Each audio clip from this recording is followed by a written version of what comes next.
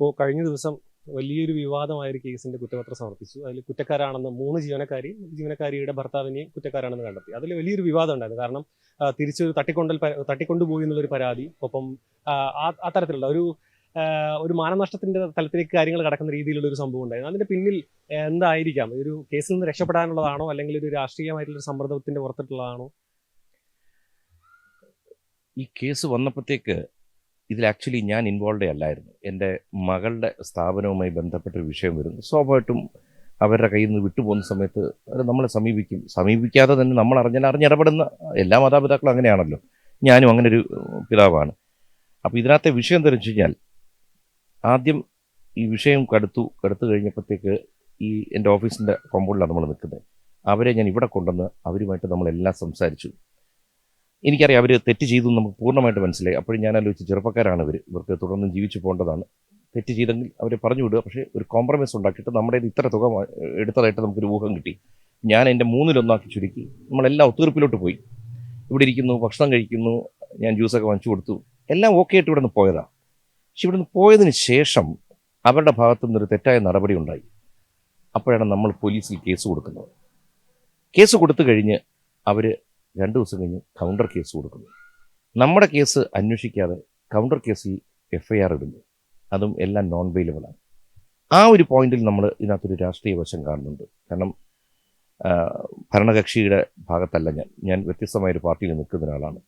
അപ്പോൾ അതിനകത്ത് ഒരു ക്ലിയർ ആയിട്ടൊരു രാഷ്ട്രീയ സംഭവം കണ്ടെച്ചാൽ ആ സ്റ്റേഷനിൽ ആരോ ഇടപെട്ടിരിക്കുന്നു, അല്ലെങ്കിൽ കേസിൽ അന്വേഷിക്കാതെ കൗണ്ടർ കേസ് അന്വേഷിച്ച് FIR ഇടുന്നു. കൗണ്ടർ കേസ് അന്വേഷിക്കണമെന്ന് ഒരിക്കലും പറയില്ല, അന്വേഷിക്കണം.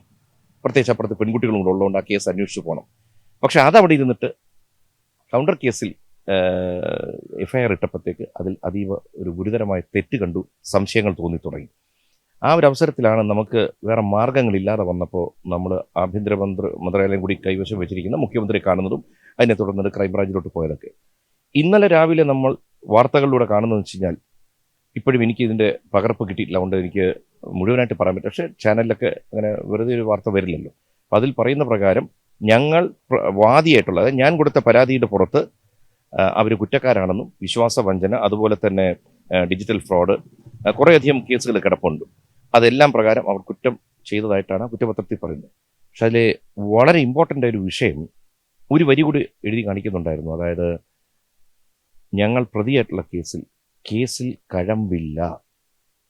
അത് വളരെ ഇമ്പോർട്ടൻ്റ് ആയ സംഭവമാണ്. കാരണം ഇതിനു മുമ്പ് ഞങ്ങളെ ജാമ്യം കിട്ടുമ്പോഴും കോടതിയും പറയുന്നത് നമുക്കെതിരെ വന്ന കേസിൽ യാതൊരു തെളിവുകളില്ലെന്ന് കോടതിയും പറഞ്ഞിട്ടുണ്ട്. അതുകൊണ്ട് ഈ നമുക്കെതിരെയുള്ള കേസിന് അത് വീക്കാണ്, നിലനിൽക്കാൻ സാധ്യതയില്ല. ഇനി അടുത്തൊരു വിഷയം കിടക്കുന്നത്, ഇതിലിപ്പോൾ 3 പെൺകുട്ടികളും അതിലൊരു കുട്ടിയുടെ ഭർത്താവുമാണ് ഇതിനകത്ത് പ്രതിയായിട്ട് പറഞ്ഞിരിക്കുന്നത്. പക്ഷെ നമ്മൾ പറഞ്ഞിരുന്നത് അതല്ല. കാരണം ഇതിൽ 2 കുട്ടികൾ കല്യാണം കഴിച്ചിട്ടുണ്ട്. അതിൽ ഒരു കുട്ടിയുടെ ഭർത്താവും കൂടി ഇതിനകത്ത് പ്രതിയുണ്ട്. പ്ലസ് ഇവരുടെ മാതാപിതാക്കളും ഈ കുറ്റകൃത്യത്തിൻ്റെ ഭാഗമാണ്. കാരണം പ്രൊസീഡിങ്സ് ഓഫ് ക്രൈം എന്ന് പറഞ്ഞൊരു സംഭവം നമ്മൾ നോക്കുമ്പോൾ, ഈ പണം ഇവിടെ നിന്ന് അവരെടുത്തിട്ട് ഡിജിറ്റലി തന്നെ ഇമ്മീഡിയറ്റ്ലി ട്രാൻസ്ഫർ ചെയ്തിരിക്കുന്നത് മാതാപിതാക്കളിലുണ്ട്. അത് ഇനി മായ്ക്കാൻ പറ്റില്ല. അതിനും പുറമെ 1 തവണ 2 തവണയാണെങ്കിൽ മാതാപിതാക്കൾ ചോദിക്കും, അവർക്ക് അറിഞ്ഞിട്ടില്ലെന്ന് വേണമെങ്കിൽ നമുക്ക് ഊഹിക്കാമായിരുന്നു. ഇത് എവിടെ നിന്നാണ് പൈസ ചോദിക്കുമ്പോൾ അവർക്ക് പറയും ഇന്നതാണെന്ന് പറയും. ഇവരൊരു ഓരോരുത്തരും 150-200 തവണ ട്രാൻസ്ഫർ ചെയ്തെന്ന് അറിയാൻ കഴിഞ്ഞിരിക്കുന്നത്. അങ്ങനെയാണെങ്കിൽ അവരും ഇതിൻ്റെ ഭാഗമാണ്, അവരും ഇതിൽ പെടും. ഇതവിടെ നിൽക്കട്ടെ. അവർ ചെയ്ത ഏറ്റവും വലിയ കുറ്റം എന്തെന്ന് വെച്ച് കഴിഞ്ഞാൽ, ഈ പണം എടുത്തതൊക്കെ ഒരു മോഷണം, അവരുടെ ആവശ്യം എന്നൊക്കെ ഞങ്ങൾ കുറേ മനസ്സിൽ കരുതിയിരുന്നു. അതുകൊണ്ടാണ് ഈ ഒത്തുതീർപ്പിനും അവരും നന്നായിട്ട് ജീവിക്കണം എന്ന് വിചാരിച്ചത്. പക്ഷെ അത് കഴിഞ്ഞ് അവർ മാധ്യമങ്ങളുടെ മുന്നിൽ വന്നിട്ട് സംസാരിച്ചപ്പോൾ മുഴുവൻ തെറ്റും അവർ ചെയ്തിട്ട് ഞങ്ങളെ കുറ്റക്കാരാക്കിക്കൊണ്ട്, അതായത് അവർ തെറ്റ് ചെയ്തെന്ന് പൂർണ്ണമായി ബോധ്യമുള്ളവർ, അവർ കൊച്ചുകുട്ടികളല്ല, അവരെല്ലാം പ്രായപൂർത്തിയായവരാ, അവർ പറയുന്നു ഞങ്ങൾ അവരെ ദ്രോഹിച്ചതായിട്ടാണ് വരുന്നത്. അതുകൊണ്ട് FIRൽ വന്നിരിക്കുന്നത് വെച്ച് കഴിഞ്ഞാൽ ബലാത്സംഗ ശ്രമം, തട്ടിക്കൊണ്ടുപോകൽ, പണാപഹരണം, ലൈംഗിക ചുവയുടെ നോക്കൽ, പിടിക്കൽ, ഇങ്ങനെ 6-7 വകുപ്പിട്ടിട്ടുണ്ടായിരുന്നു. എനിക്കെതിരെ എന്നെ അന്ന് സഹായിക്കണമെന്ന് എൻ്റെ ഫ്രണ്ടായ സന്തോഷിനെതിരെ 2ാം പ്രതിയായിട്ട് എൻ്റെ മകൾ അന്ന് ഗർഭിണിയായിട്ടിരിക്കുന്നു. അവരപ്പോൾ അതിക്രൂരമായ ചിന്ത അവരിൽ വന്നു. അവിടെ തൊട്ട് നമ്മൾ വിചാരിച്ചു, ഇനി ഇതിനകത്ത് യാതൊരു ചർച്ചയ്ക്ക് ഒന്നിനും വഴിയില്ല. പരമാവധി ശിക്ഷ ഇവർക്കും ഇവരുടെ പിന്നിൽ നിന്നൊരു ആരാണോ അതിൽ ആരെക്കൊണ്ടെന്ന് അവർ ഇനി പറയേണ്ടി വരും. ഇവരുടെ മാതാപിതാക്കളുടെ മറ്റൊരു ലിസ്റ്റുണ്ട്. ഇതിനും പുറമെ ഇവരുടെ സ്വത്ത് സമ്പാദനം ഇതിനകത്ത് പറഞ്ഞിട്ടുണ്ട്. അവർ വളരെ ലാവിഷ് ലൈഫാണ് ലീഡ് ചെയ്യുന്നത്. ശരിയാണ്. കാരണം ഇവരുടെ വസ്ത്രധാരണം മാറിയിരിക്കുന്നു. ഇവർക്ക് വീടില്ല. ഒരാൾ സ്ഥലം വാങ്ങിച്ച് വീട് വെച്ചിരിക്കുന്നു. 2 പേര് വാഹനം വാങ്ങിച്ചിരിക്കുന്നു. സ്വർണം വാങ്ങിച്ചിരിക്കുന്നതിൻ്റെയൊക്കെ തെളിവുകൾ എനിക്കൊന്ന് ഈ ക്രൈംബ്രാഞ്ചിന് കിട്ടിയിട്ടുണ്ട്. അപ്പോൾ ഇതിനകത്ത് നമ്മൾ പറഞ്ഞ് പണം എന്ന് പറഞ്ഞില്ലേ, ഈ 69 എന്ന് ഞങ്ങൾ പറഞ്ഞു. ഇന്നലെ അവർ 66 എത്തിയിരിക്കുന്നു. അപ്പോൾ അവരുടെ ഫൈൻഡിങ്സ് ഓൾമോസ്റ്റ് അടുത്തെത്തിയിരിക്കുന്നു. അവർ രേഖകൾ വെച്ചാണ്, നമ്മൾ ഊഹം വെച്ചാണ് പറഞ്ഞത്. ഇതിന് പുറമെ അടുത്തൊരു ഗുരുതരമായ തെറ്റ് ഇവർ ചെയ്തിരിക്കുന്നത്, ഇവിടെ വന്ന കസ്റ്റമേഴ്സിൻ്റെ ഒക്കെ ഡീറ്റെയിൽ ഇവർ കൊണ്ടുപോയിട്ട് ഇവിടെ നിന്ന് പണമല്ല, ഈ ആഭരണങ്ങൾ വീട്ടിൽ കൊണ്ടുപോയി പാരലലി ഇവർ ബിസിനസ് നടത്തിക്കൊണ്ടിരിക്കുകയായിരുന്നു. അതും നടന്നു. പക്ഷേ ഇതിനകത്തൊക്കെ ഞാൻ എപ്പോഴും എൻ്റെ മോള് ശരിയാണ് 100% പറയുന്നില്ല. കാരണം അവളുടെ നോട്ടപ്പെശക് ഇതിലൊരു കാരണമാണ്. കാരണം ഇത്രയും നാൾ നടക്കുമ്പോൾ എന്താ കാണാത്തതെന്ന് ചോദിച്ചാൽ അവർ കറക്റ്റായിട്ട് അക്കൗണ്ട്സ് മെയിൻറ്റെയിൻ ചെയ്തില്ല. പക്ഷേ പിന്നെ ഞാൻ നോക്കി വന്നപ്പോൾ ഇവളൊരു ചെറിയൊരു കച്ചവടം തുടങ്ങിയത് ഒരു കാലത്ത് വീട്ടിൽ നിന്ന് തുടങ്ങിയത്. അത് വാട്സാപ്പിലൂടെ ഫ്രണ്ട്സിന് തുടങ്ങി. അതങ്ങ് അവളുടെ ഈ സോഷ്യൽ മീഡിയയുടെ സ്ട്രെങ്ത് കൊണ്ട്, അവളോടുള്ള ഇഷ്ടം കൊണ്ട് എന്തോ വലിയൊരു ബിസിനസ്സായി മാറി. അവൾക്ക് പോലും അറിയാത്ത വരവാണ് വന്നത്. പ്ലസ് ഇവിടെ ഈ സോഷ്യൽ മീഡിയയിൽ എല്ലാം കൂടി നിന്നപ്പോഴത്തേക്ക് ഇതിനൊപ്പം കല്യാണം കഴിഞ്ഞു, ഗർഭിണിയായപ്പോൾ ഈ സിക്നസ് വരും പലർക്കും. ആദ്യം മന്ത് തൊട്ടിന് വൊമിറ്റിങ് തുടങ്ങി ഹോസ്പിറ്റലിൽ. ഇപ്പോൾ ഈ ഹോസ്പിറ്റൽ വീട് ഇങ്ങനെ ആയപ്പോൾ ഈ പെൺകുട്ടികൾ അത്ര അടുപ്പം വിശ്വാസം പൂർണ്ണമായിട്ട് കടയേൽപ്പിച്ചു. അവർ മൊത്തമായിട്ടും കൊണ്ടുപോയി.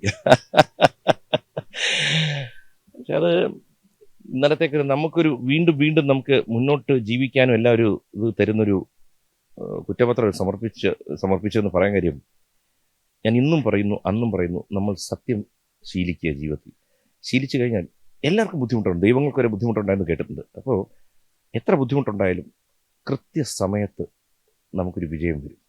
അതങ്ങനെയാണ്. ഇപ്പോൾ അവൾ കട വീണ്ടും തുടങ്ങി, ഹെവി ലോണൊക്കെ എടുത്ത് തുടങ്ങി. അപ്പോൾ ഈ ഒരു വിജയം എന്ന് പറയുന്നത് വീണ്ടും ആൾക്കാർക്കും തോന്നും, എന്നാലും അവരുടെ ഇങ്ങനെ സംഭവിച്ചതിൽ നമ്മളെ പണ്ട് വാങ്ങിച്ചിട്ടില്ല, വീണ്ടും അവിടെ നിന്ന് വാങ്ങിക്കണം. ആൾക്കാർക്കും നമ്മുടെ ഇഷ്ടവും വിശ്വാസവും കൂടുകയാണ്. പ്രത്യേകിച്ച് ഇന്നത്തെ കേരളത്തിലെ അവസ്ഥ വെച്ച് ഒരു കമ്മ്യൂണിസ്റ്റ് പാർട്ടിയുടെ ഭരണം നടക്കും. ഞാൻ BJPയുടെ ഭാഗമാണ്. ആ സർക്കാർ ഇരിക്കുമ്പോൾ തന്നെ ഇങ്ങനൊരു കുറ്റപത്രം സമർപ്പിക്കുമ്പോൾ അത് എന്നിൽ ഈ സമൂഹത്തിനകത്ത് പണ്ടേ ഒരു വിശ്വാസവും സ്നേഹവും ഞങ്ങളോടുണ്ട് കുടുംബത്തിന്. അത് ഇരട്ടിക്കുന്ന രീതിയിലുള്ളൊരു കുറ്റപത്രമായിട്ടാണ് എനിക്ക് തോന്നിയത്. അതുകൊണ്ട് നല്ല രീതിയിൽ അന്വേഷിച്ച ഉദ്യോഗസ്ഥർ ആരാണെങ്കിലും അവർക്കും ഇതിൻ്റെ അഭിനന്ദനങ്ങളുണ്ട്. ആരൊക്കെ ഇതിനകത്ത് നമ്മളെ സഹായിച്ചു നോക്കിയാൽ കേരള സമൂഹം വലിയ തോതിൽ നമുക്കത് അളവ് പറയാൻ പറ്റാത്ത രീതിയിലാണ്. കാരണം പല കേസുകളും വന്നിട്ടുണ്ട്, അപ്പോഴും 2 ചേരി നിൽക്കുമായിരുന്നു. ഇതിൽ എനിക്ക് തോന്നുന്നു 95% പുറത്ത് ആൾക്കാർ എൻ്റെയും കുടുംബത്തിൻ്റെ ഒപ്പം നിന്നു. അത് വലിയൊരു വിജയമായിട്ടാണ് കാണുന്നത്. കാരണം ഞാൻ പല ഇതിലും പറഞ്ഞതാണ്, സമൂഹത്തിൻ്റെ പക്വതയാണ് കാണിക്കുന്നത്. നമ്മുടെ കേരള സമൂഹം വളർന്നു. ആ പക്വത നമ്മളത് കാണാൻ പറ്റും. കാരണം അവിടെ രാഷ്ട്രീയം, മതം ഇതൊന്നും നോക്കാതെ ശരിയുടെ ഭാഗത്തോട്ട് ആൾക്കാർ വന്നു. അത് എനിക്കിത് മാത്രമല്ല, നാളെയും കേരളത്തിലെ വലിയ പ്രമാദമായ കേസുകൾ വരുമ്പോൾ ജനങ്ങൾ ശരിയുടെ ഭാഗത്ത് നിന്ന് ആരാണോ അന്ന് ബുദ്ധിമുട്ട് അനുഭവിക്കുന്നത് അവർക്ക് ഗുണമാവട്ടെ എന്ന് ഈ അവസരത്തിൽ പ്രാർത്ഥിക്കുന്നു. ഈ കേസുമായിട്ട് അവർ കൗണ്ടർ കേസ് കൊടുത്തതിൽ വലിയ രീതിയിൽ മാധ്യമങ്ങളിൽ അടക്കം കുടുംബത്തിനെതിരെ പല ആരോപണങ്ങൾ ഉന്നയിച്ചിട്ടുണ്ട്. അതിലൊരു മാനനഷ്ട കേസുമായി മുന്നോട്ട് പോകാനൊരു തീരുമാനമുണ്ട് അല്ലെങ്കിൽ? അല്ല, സ്വാഭാവികമായിട്ടും അതിന് വരുന്ന വെച്ചാൽ ഈ കുറ്റപത്രം വന്നു കഴിഞ്ഞ് കോടതിയിലോട്ട് വന്നു കഴിഞ്ഞാൽ നമുക്ക് പല കാര്യങ്ങളിലോട്ട് നീങ്ങാൻ പറ്റും. അപ്പോൾ ഇപ്പോൾ അതിൻ്റെ ഒരു പ്രൈമറി സ്റ്റേജിലായിട്ട്, കാരണം ഒരു കേസിൻ്റെ വന്നുള്ളൂ, നമ്മുടെ കൂടി വന്നു കഴിഞ്ഞിട്ട് വേണം എല്ലാത്തിനകത്ത് ഉൾപ്പെടും. മാത്രമല്ല ഞാനല്ലേ, ഇതിലാരൊക്കെ ഉൾപ്പെട്ടിട്ടുണ്ടോ അവരെ മുഴുവൻ വിളിച്ചിട്ട് കൊണ്ടുവരാൻ വളരെ ഈസിയാണ്. കാരണം ഇത് ഡിജിറ്റലിയാണ്. നമുക്കിതൊന്നും നമ്മളൊരു പ്രൂഫും കൊണ്ടുവരേണ്ട കാര്യമില്ല. എല്ലാം അവർ തന്നെ ഇട്ട് തന്നിരിക്കുക. അതിഭീകര ക്രൈമാണ് അവർ കാണിച്ചിരിക്കുന്നത്. ഓൾറെഡി അവർ ശിക്ഷ അനുഭവിച്ച് തുടങ്ങിക്കഴിഞ്ഞു. കാരണം മാധ്യമങ്ങളിലൂടെ ഇത് അത്രമാത്രം പ്രചാരം കിട്ടി.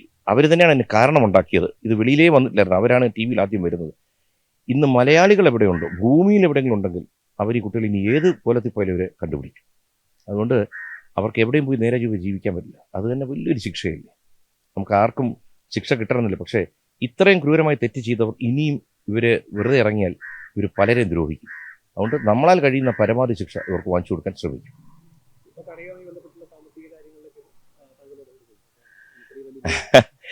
ഞാൻ എപ്പോഴും എല്ലാവരും പറയും, കൃഷ്ണകുമാർ മക്കൾക്ക് ധാരാളം സ്വാതന്ത്ര്യം കൊടുത്തൊരു പിതാവാണ്. ഒന്നാമത്തെ കാര്യം, സ്വാതന്ത്ര്യം ഇപ്പോൾ സാരംഗിൻ്റെ സ്വാതന്ത്ര്യം നിങ്ങളുടെ കയ്യിലായിരിക്കുന്നത്, എനിക്ക് തരാനൊന്നും പറ്റില്ല. പക്ഷെ പലപ്പോഴും നമ്മൾ റെസ്ട്രിക്റ്റ് ചെയ്യും. അപ്പോൾ എനിക്ക് മക്കളെ റെസ്ട്രിക്റ്റ് ചെയ്യാൻ ഇഷ്ടമല്ല. അതുകൊണ്ട് അവർ ചെയ്യുന്ന പരിപാടിയിൽ ഏത് തരത്തിൽ ഞാൻ കൂടെ, എൻ്റെ അടുത്ത് സഹായം ചോദിച്ചാൽ കൂടെ നിൽക്കും.